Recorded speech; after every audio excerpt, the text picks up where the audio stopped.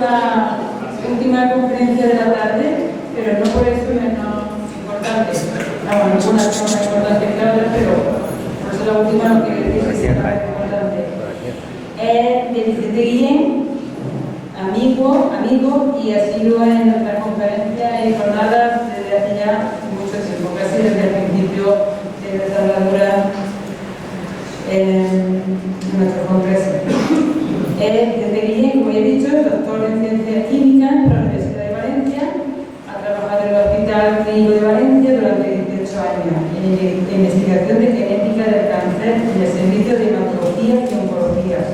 Actualmente ejerce como profesor de secundaria, escritor y conferenciante sobre temas de salud y espiritualidad.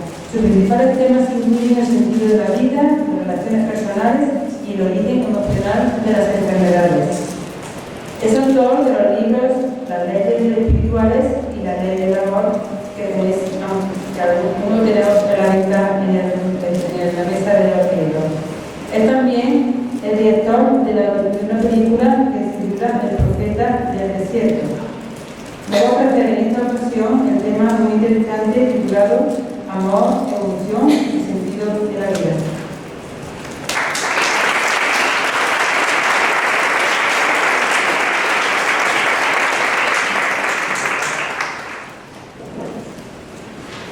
Bueno, buenas tardes a todos y a todas.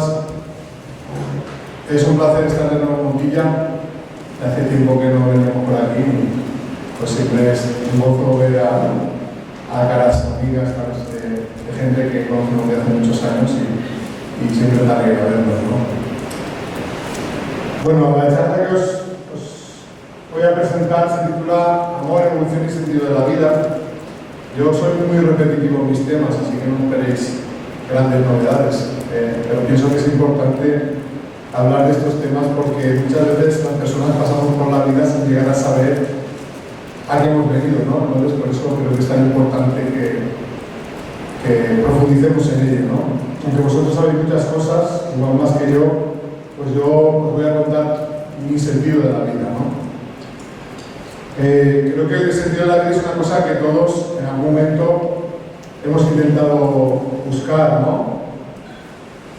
Lo que pasa es que estamos tan entretenidos en el día a día, ¿no? En pagar las facturas, la hipoteca, todo lo que es la vida material, que muchas veces pues nos olvidamos de profundizar en esto, ¿no? Que creo que es lo más importante de todo. Y a veces hasta que no pasa algo fuerte en nuestra vida, como la pérdida de un ser querido, o una enfermedad grave, o cosas bastante fuertes, pues no nos lo planteamos. Yo creo que es una cuestión que el ser humano se plantea desde tiempos inmemoriales. Y no solo cuál es el sentido de la vida, sino por qué existe el mundo.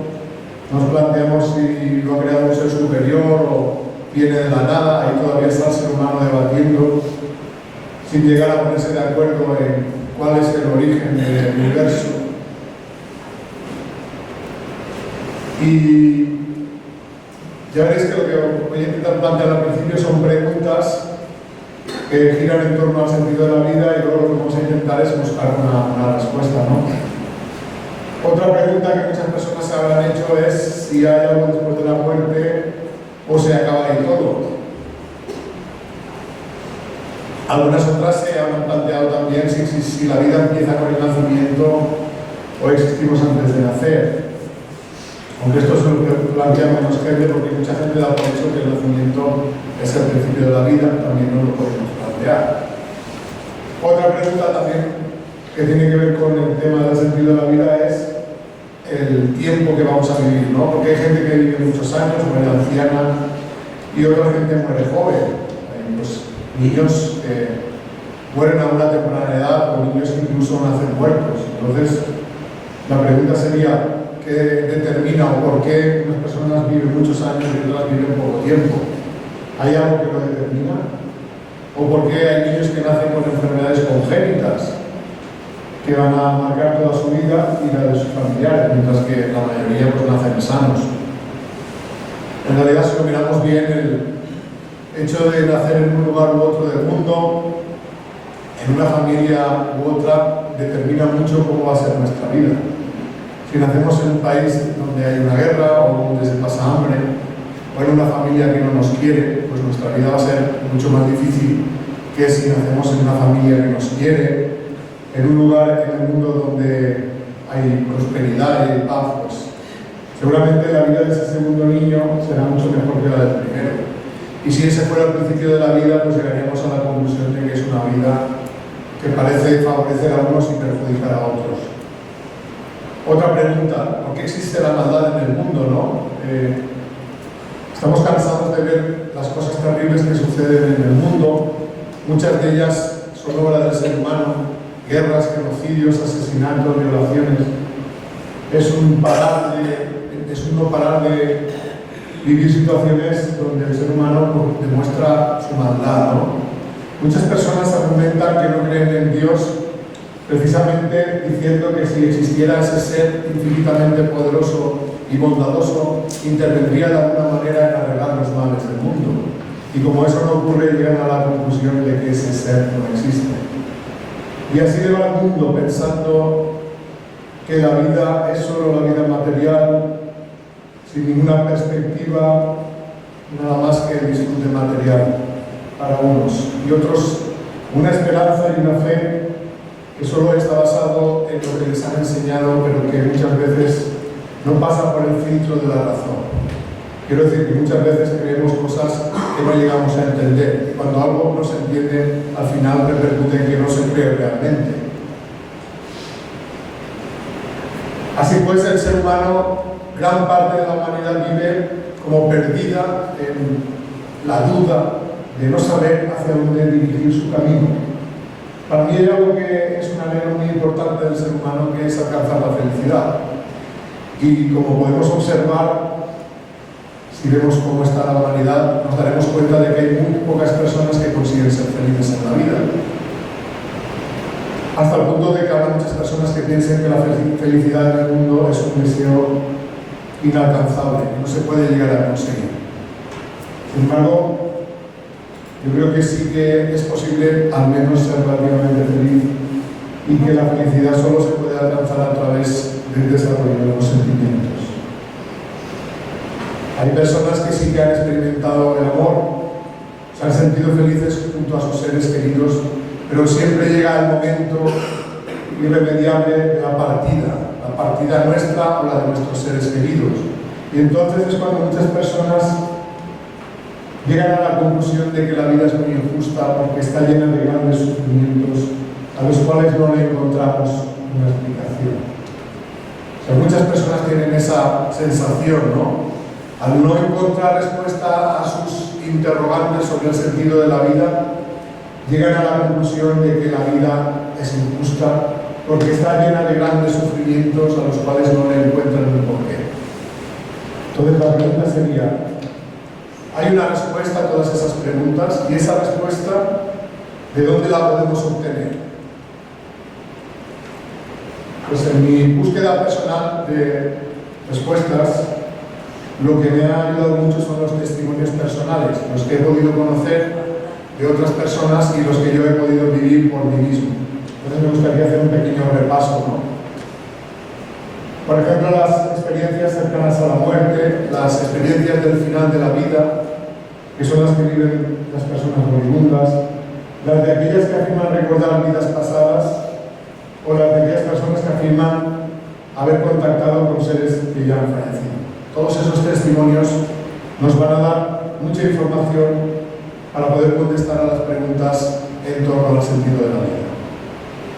Por ejemplo, empecemos hablando por las experiencias cercanas a la muerte. Podríamos decir que estas experiencias son experiencias que han vivido personas que han estado clínicamente muertas y que han conseguido ser reanimadas. Resulta que cuando vuelven de ese estado en el que su cuerpo estaba muerto, regresan de la muerte, por decirlo de alguna manera, cuentan que vivieron una experiencia que es muy semejante en todos los seres humanos, hasta el punto de que se le ha denominado experiencia cercana a la muerte y se han definido unas etapas que la mayoría de personas atraviesan cuando viven esta experiencia.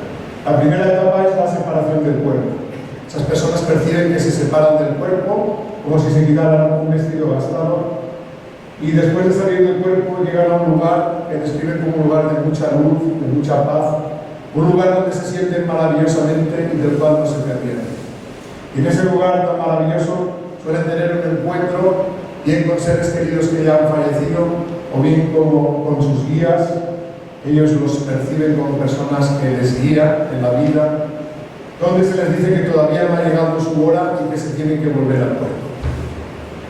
Y una vez regresan al cuerpo, recuperan las constantes vitales y continúan con su vida. Todo el mundo se alegra mucho de ver que han vuelto a la vida, excepto ellos, que mayoritariamente desearían haberse quedado en ese mundo y no haber vuelto atrás. Tal vez sea por eso que la mayoría de los que se van no regresan. Sin embargo, los que han regresado, que son alrededor del 4 o 5% de la población mundial, nos traen una historia que nos hace saber que la muerte física no es el final de la vida, solo es una etapa de transición hacia un mundo mejor que este, donde la vida se percibe de una manera diferente. Estas experiencias fueron tan habituales que en un determinado momento los científicos se interesaron por su estudio. Uno de los pioneros en el estudio de experiencias cercanas a la muerte es el Dr. Raymond Moody, que en los años 70, aparte de escribir artículos de investigación sobre el tema, escribió un par de libros, Vida después de la vida y Reflexiones sobre la vida después de la vida, donde presenta un montón de casos. Como digo, actualmente los estudios dicen que alrededor del 5% de la población mundial tendrá en algún momento de su vida una experiencia cercana a la muerte. Pensad que eso de una población de unos 9.000 millones de personas, pues son 400.000, 450 millones, que van a tener una experiencia cercana a la muerte. Por lo tanto, no es cierta la frase que mucha gente dice de no sabemos lo que hay después de la muerte porque nadie ha vuelto para contar. Sí que han vuelto. Como digo, en la población mundial actual, 450 millones de personas. Otra cosa es que lo queramos tener en cuenta, pero venir a contarlo sí que han venido. Y afortunadamente, y gracias a estos estudios científicos, ahora ese testimonio tiene mucha mayor presencia, mucha mayor credibilidad y está ayudando a muchas personas a darse cuenta de que la vida no es solo la vida física, sino que más allá de esta vida nos espera una vida mucho mejor y que en algún momento, y luego lo veremos, después de pasar un tiempo en el plano espiritual, volveremos a este mundo para vivir nuevas vidas. El doctor Mary Moss es un pediatra que, por cuestiones de trabajo, atendía a enfermos en edad infantil, era pediatra en un hospital y él estaba en las urgencias, de manera que atendió casos de niños que entraban clínicamente muertos y conseguían ser reanimados. Resulta que las experiencias de los niños confirman que la experiencia cercana a la muerte es un hecho, porque con el lenguaje de un niño ellos cuentan la misma historia que la de los adultos. Y esto lo ha recogido tanto en sus artículos como en sus libros. Quizá el más conocido es Más cerca de la luz, lo que revelan las experiencias próximas a la muerte de niños.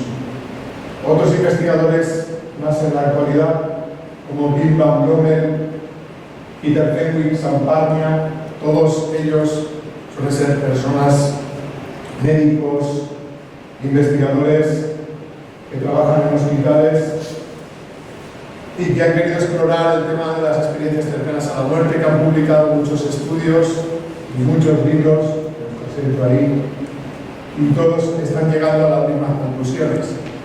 Primero, que la experiencia cercana a la muerte no es ninguna alucinación, sino que es una experiencia real, que lo que nos está diciendo es que la conciencia sobrevive a la muerte del cuerpo físico. Hablemos ahora de las experiencias de los moribundos, porque en el trance final de la vida, estas personas también dicen que ven y conversan con seres que ya han fallecido, o seres que ellos describen como luminosos, que parece ser que contactan con ellos para ayudarles en la transición que van a hacer hacia el otro plano. También esto ha sido objeto de investigación por parte de científicos como la doctora Elizabeth Kubler-Ross o el doctor Peter Fenwick, que junto a su mujer Elizabeth han escrito un libro titulado El arte de morir. Los libros de Elizabeth Kubler-Ross, La muerte de un amanecer o Sobre la muerte y los moribundos, nos cuentan qué es lo que nos aportan todas esas experiencias visto desde el punto de vista científico. Básicamente es lo mismo que las experiencias cercanas a la muerte. Nos hacen ver que detrás de esta vida existe otra y que en la otra vida pues, los seres que fueron nuestros seres queridos están allí esperándonos. Por eso, cuando alguno de nosotros se va para allá, son ellos los que vienen a recogernos y a darnos la bienvenida. Hablemos ahora de las experiencias de las personas que afirman recordar vidas pasadas.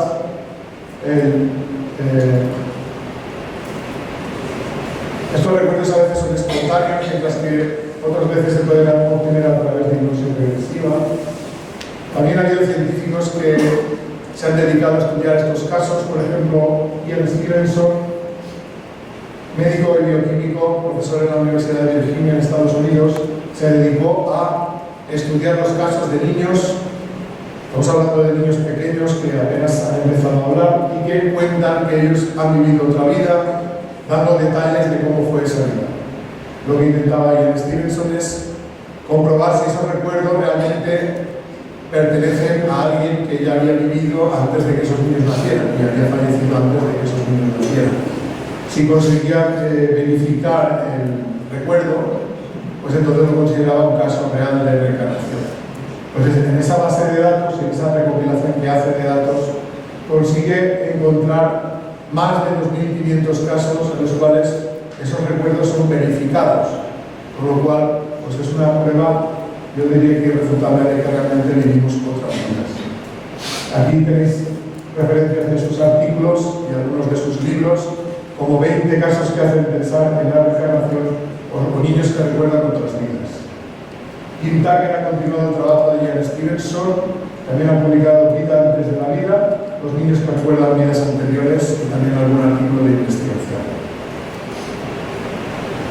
También se pueden obtener recuerdos de otras vidas a través de técnicas como la hipnosis regresiva. Aquí tenéis diferentes libros y autores que recogen testimonios de personas que han recordado vidas pasadas a través de, sobre todo, de hipnosis regresiva. Quizá uno de los libros que es un poco diferente al resto es el de Michael Newton, La vida entre vidas.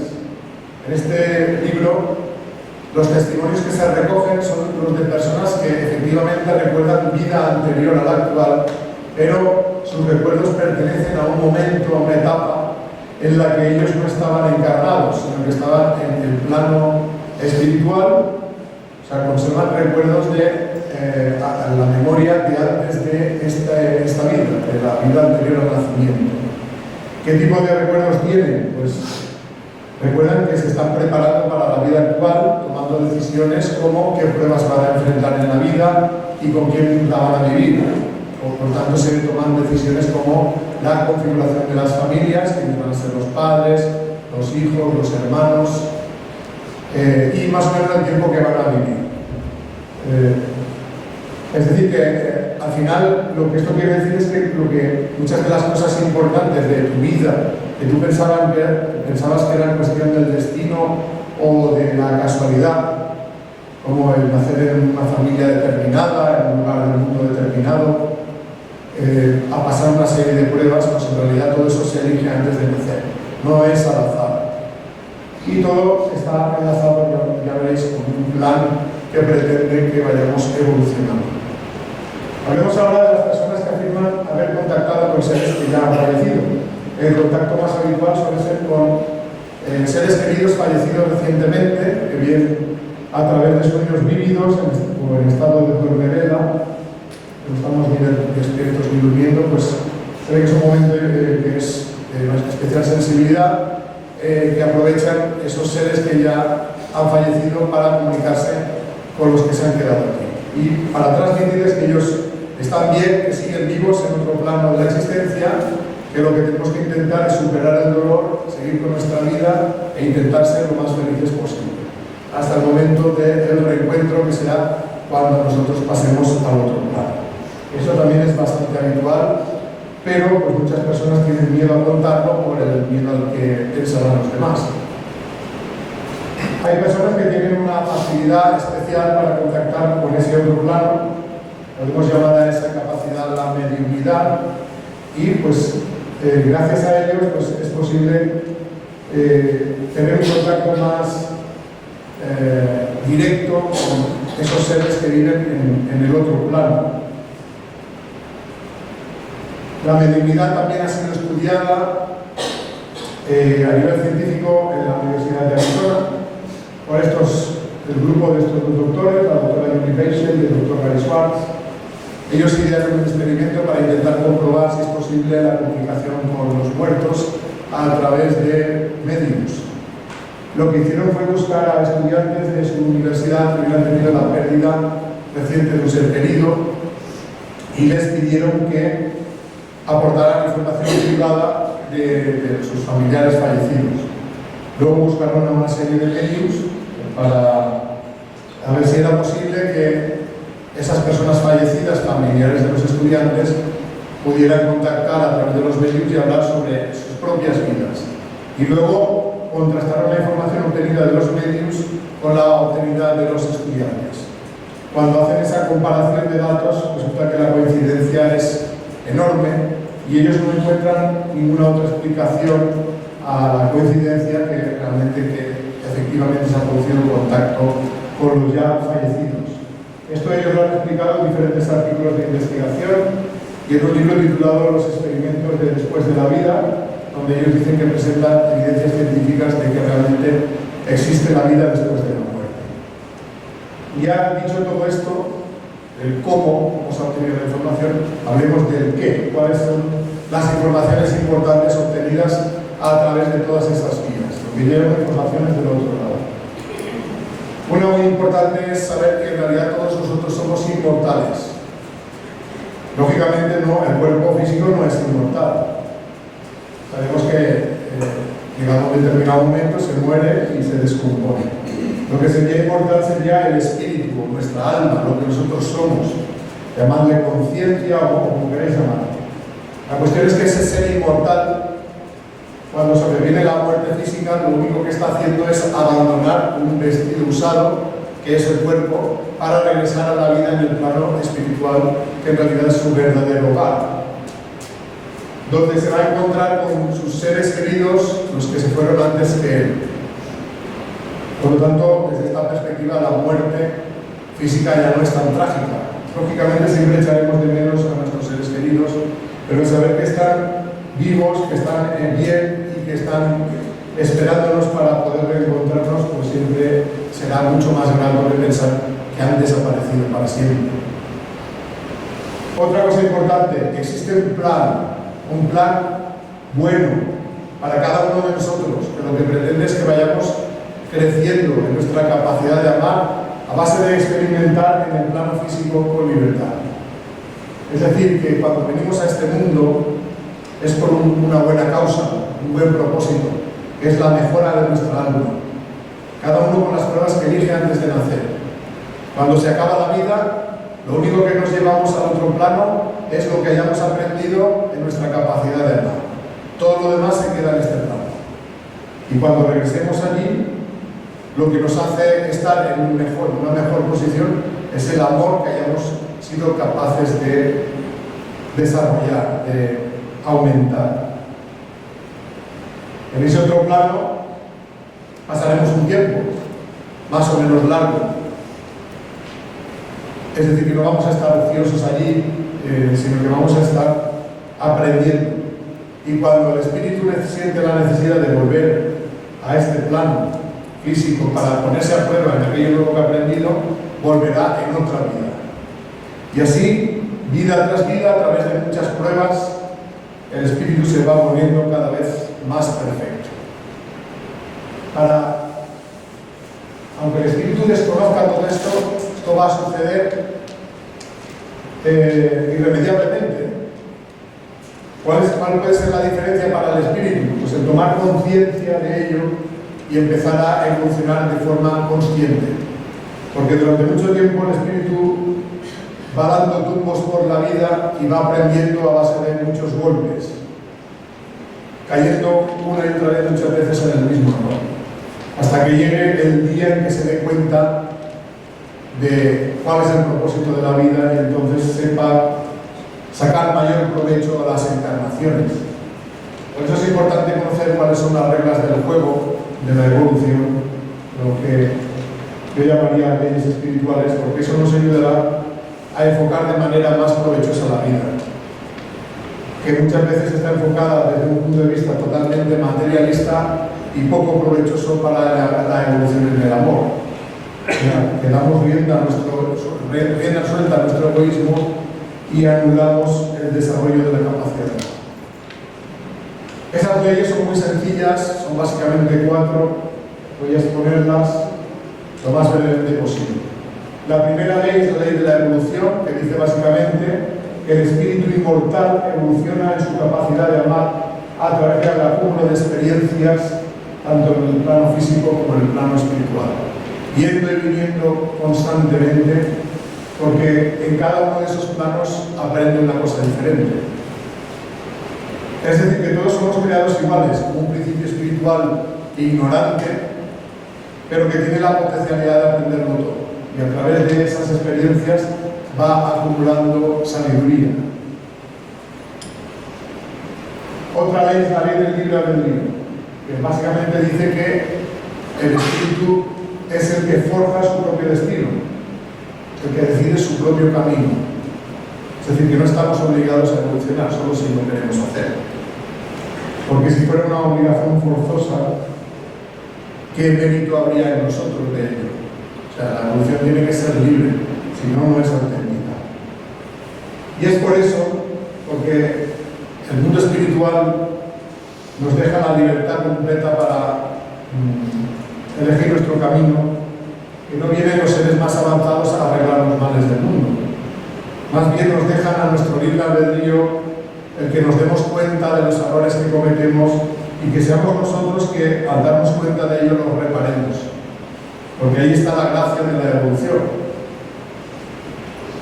Si tu padre viene a arreglar todos tus problemas cuando has metido la pata, tú te puedes volver una persona bastante vaga y comodona, puesto que siempre vas a esperar que sea alguien que está por encima de ti el que venga a arreglar tus estropicios. Sin embargo, el mundo espiritual lo que pretende es que seamos nosotros los que vayamos evolucionando. Por eso, podríamos decir que, en cierta manera, aunque tenemos una ayuda, en algún momento esos tutores espirituales nos sueltan de la mano para que en verdad se vea si nosotros andamos con nosotros mismos o no. Quiero decir que en el mundo espiritual vamos de la mano, vamos cogidos de la mano de los tutores espirituales y ahí parece que lo tenemos todo muy claro. Sin embargo, si no nos soltamos en algún momento, no podemos demostrar que somos capaces de andar por nosotros mismos. Pues ese momento de soltarnos de la mano es el que sucede cuando encarnamos en este mundo.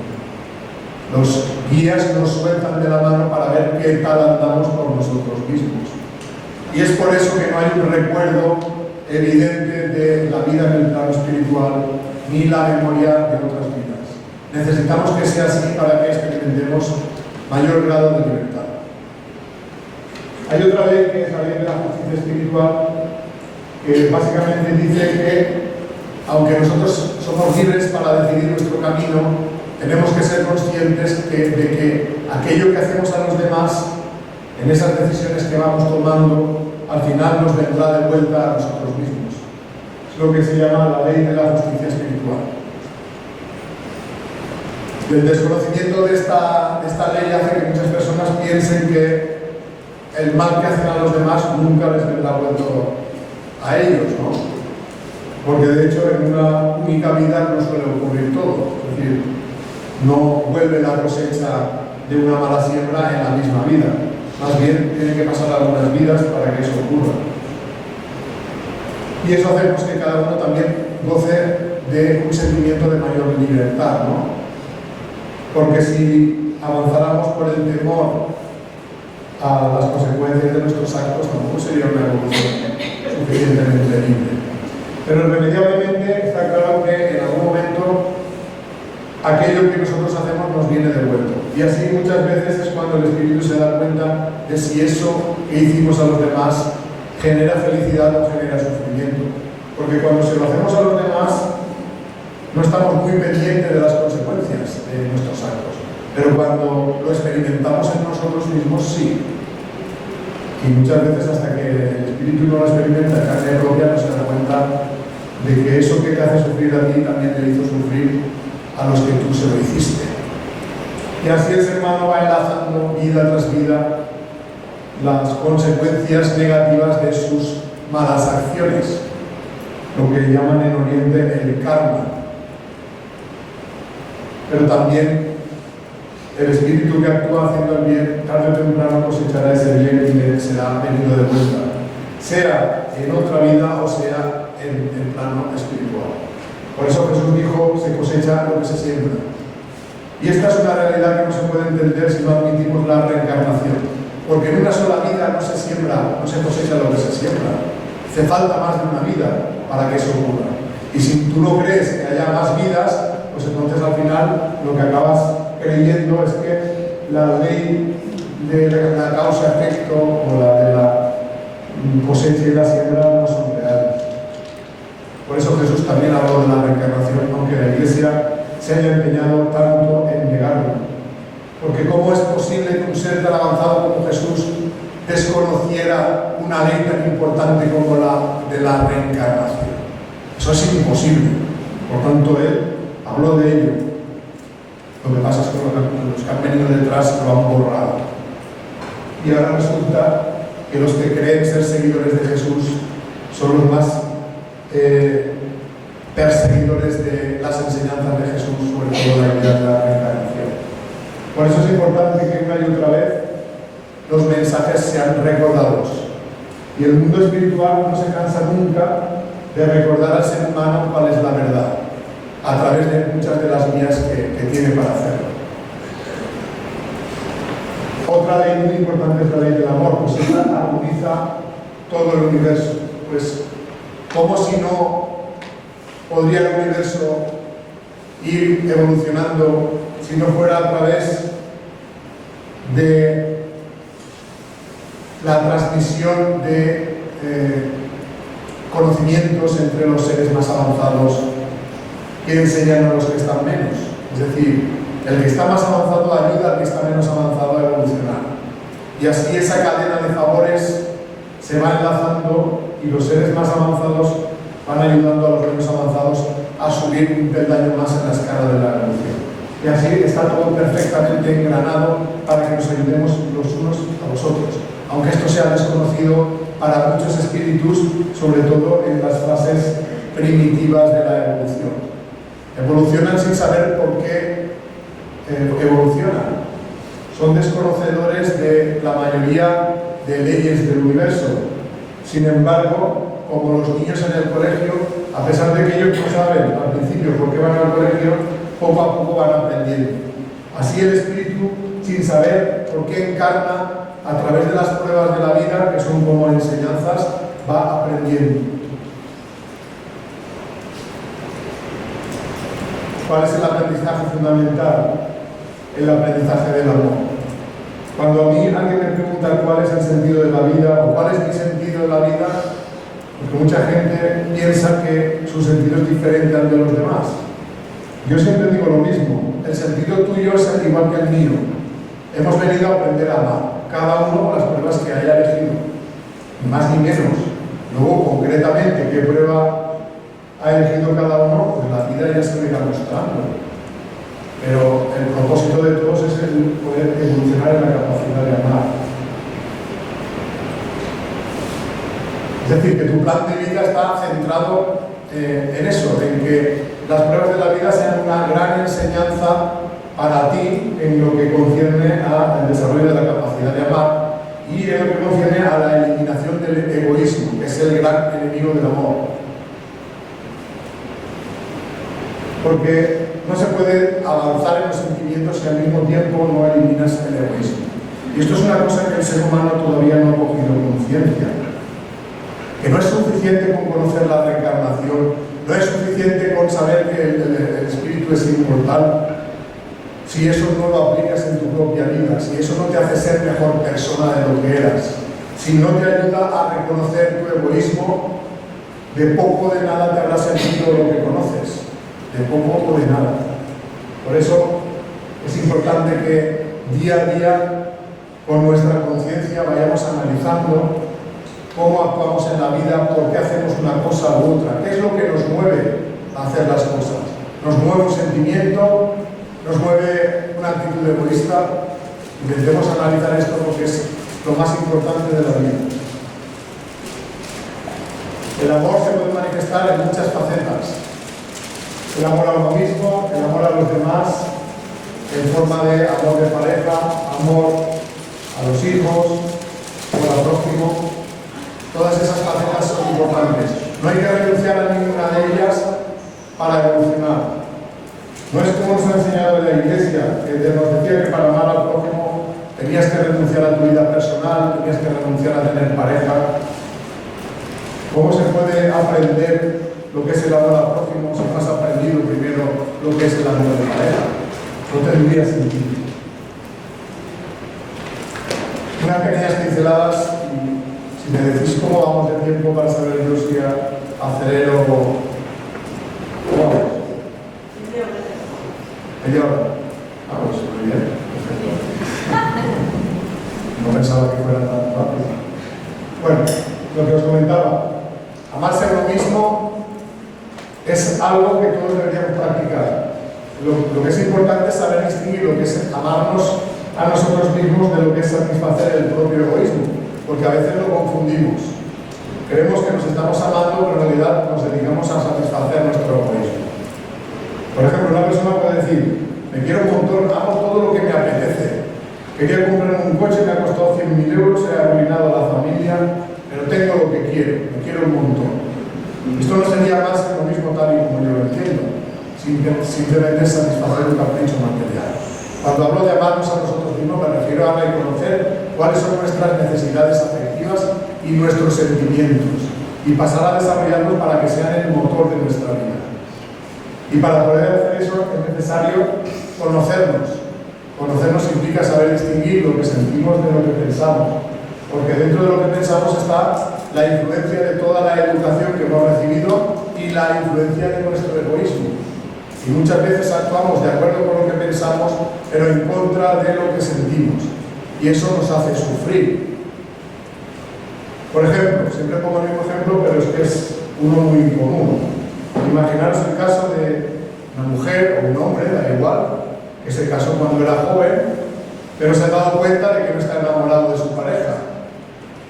Pero es que le dijeron que solo tienes una oportunidad de acertar y que una vez ya has dicho el sí quiero en el altar, ya no te puedes echar atrás, porque lo que ha unido Dios que no lo separe el hombre. Y mucha gente se lo ha creído, que eso lo ha dicho Dios.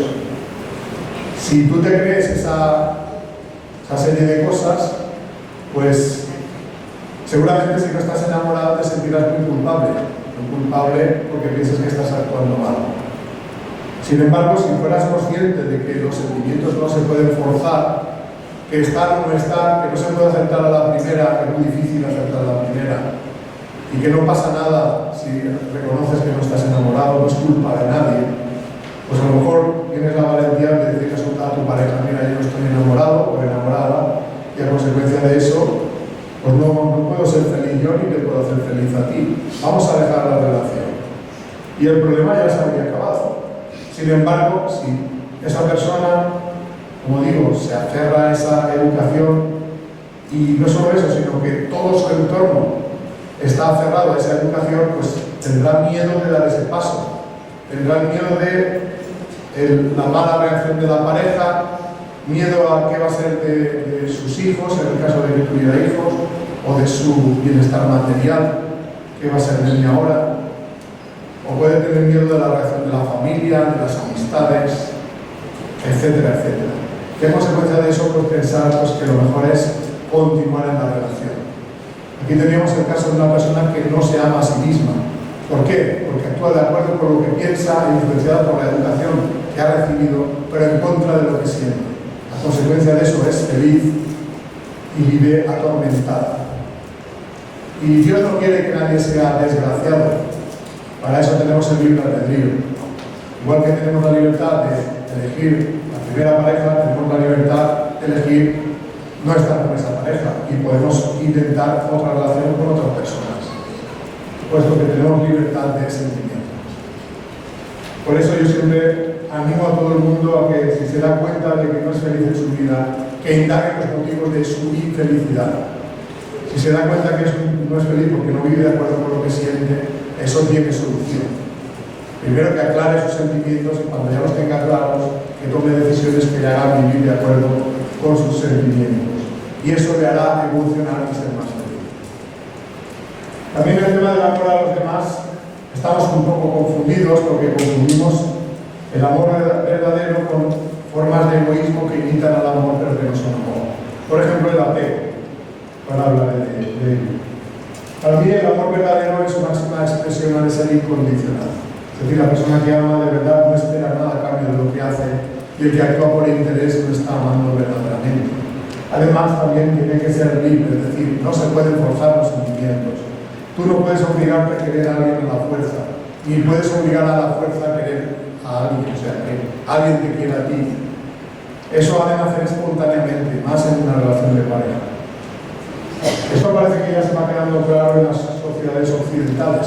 Sin embargo, tenemos muchas partes del mundo en el que todavía se siguen arreglando los matrimonios, ¿no? Matrimonios arreglados por los padres, donde los hijos son casados en contra de su voluntad sin que se les haya preguntado siquiera si quieren estar con esa persona.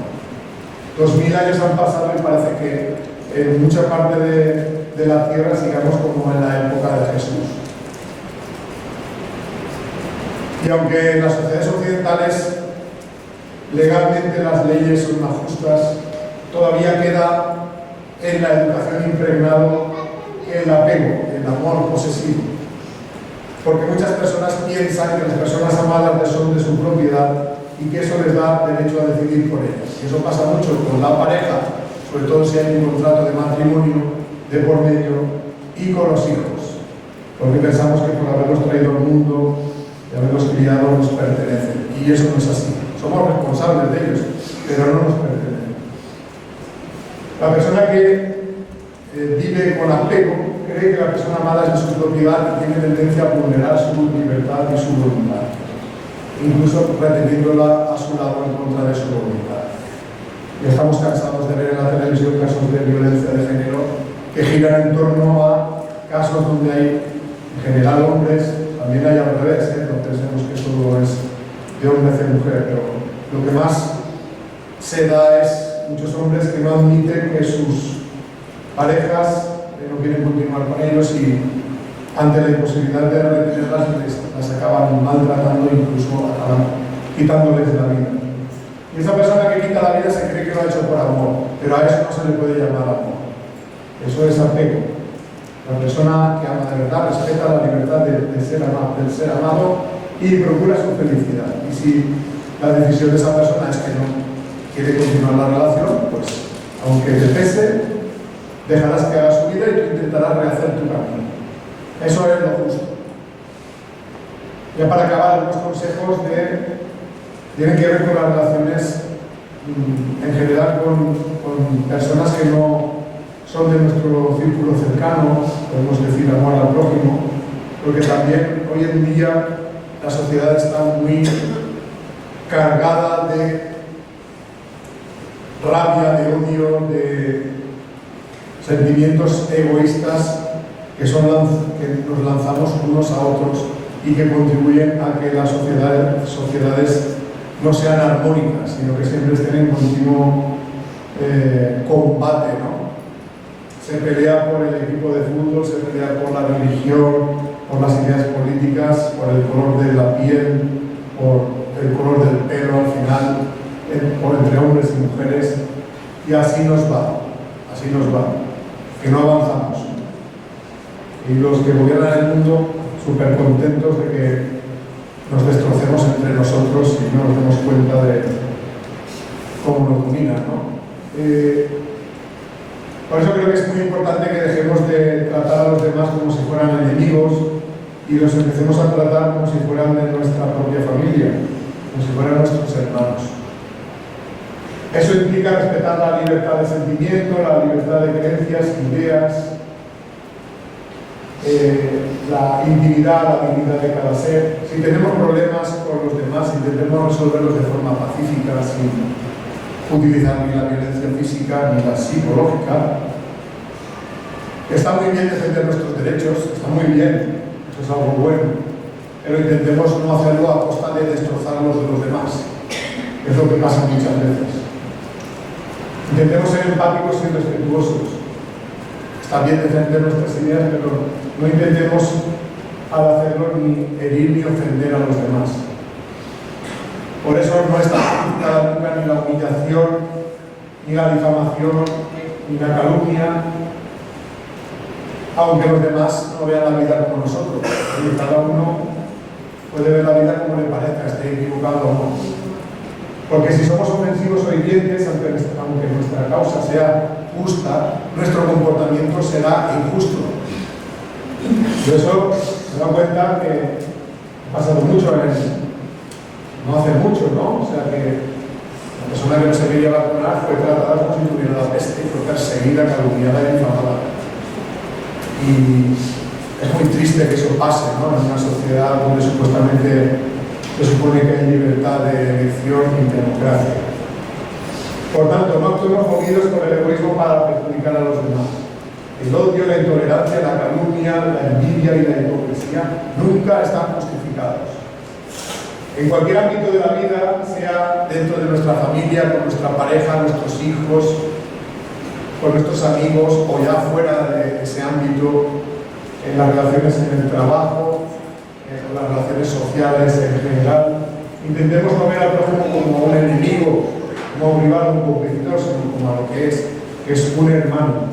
Esto es bastante evidente para los que han pasado al otro plano, la sensación de hermandad entre todos los seres. Muchos de ellos lo comentan, que cuando están en el otro plano sienten que hay un vínculo entre todos los seres de la creación. En general hay un consejo que sirve muy bien para todo, porque se puede aplicar a cualquier situación.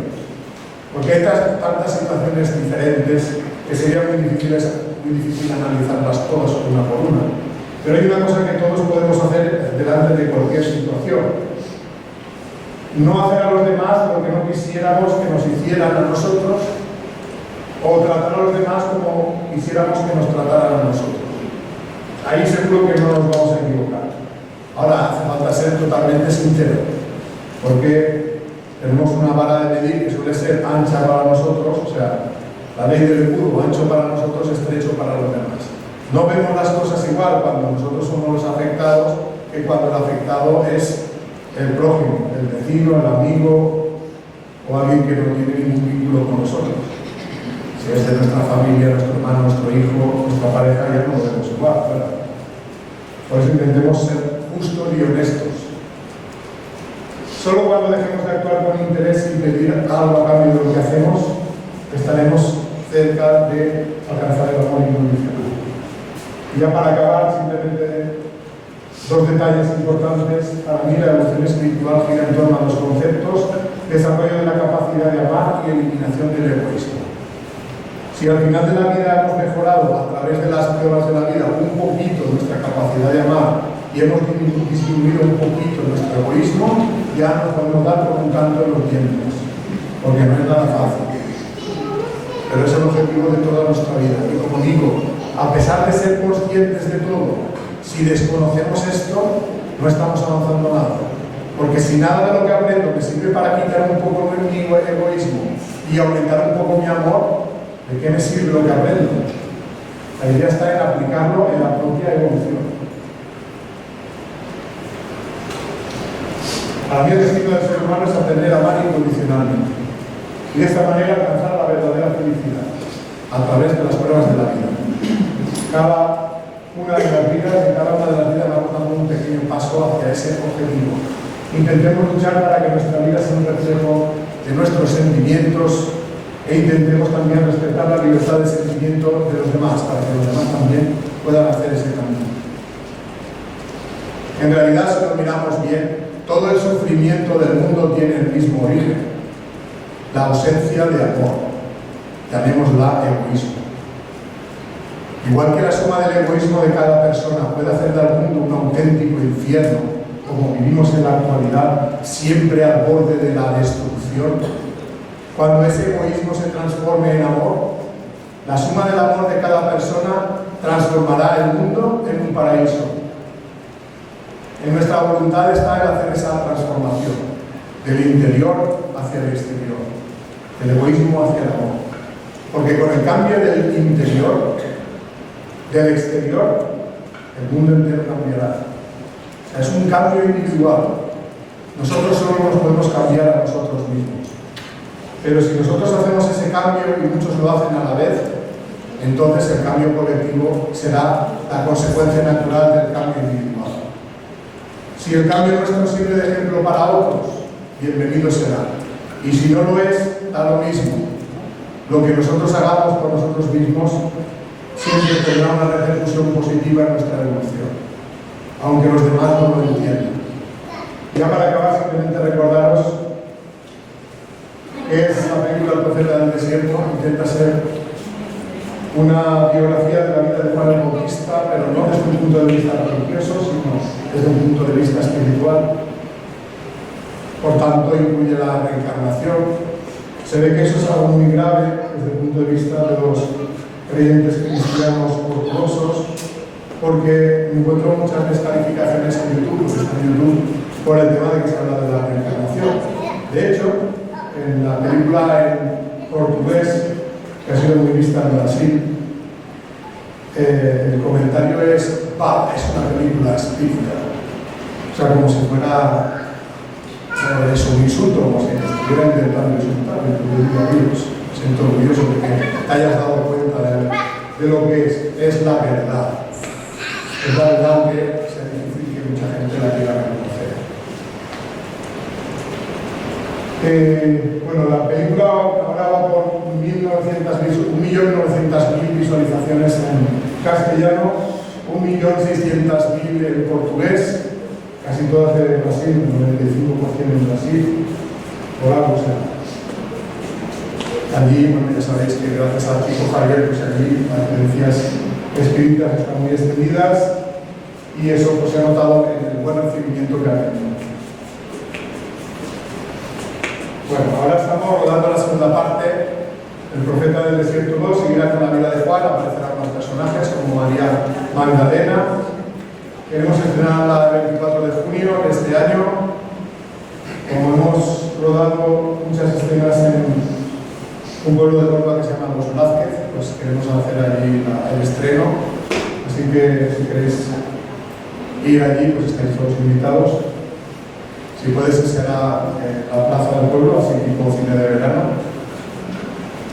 Y pues ya simplemente para acabar, bueno, deciros que toda la gente que ha participado en las películas lo ha hecho altruistamente, sin cobrar nada.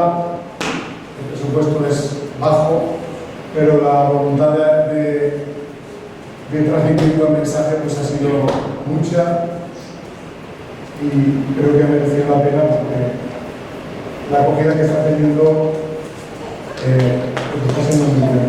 Ya para acabar, hablaros de mis dos libros, Las leyes espirituales de la ley del amor, que los podéis descargar gratis en ese blog de aquí, lasleyesespirituales.blogspot.com, la descarga es gratuita. Y hemos traído libros en formato papel, por si los queréis tener a precio de 2 euros, que es lo que cuesta de hacer en la imprenta, y no haya ningún lucro. Y ya, pues simplemente daros las gracias por vuestra atención. No sé si hay tiempo para preguntas, pero si lo vais, pues,